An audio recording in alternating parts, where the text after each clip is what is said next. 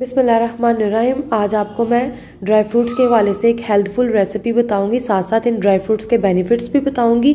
बादाम आधा किलो मैंने यहाँ पर लिए हैं जो कि हमारी आंखों के लिए बहुत ज़्यादा अच्छे हैं।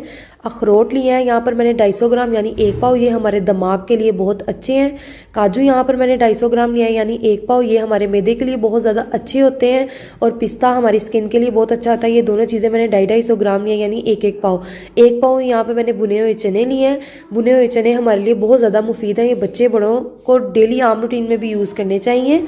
तो इन सारी चीज़ों को मैं चॉपर में दानेदार मैंने यहाँ पर चॉप कर लिया है, आप देख सकते हैं।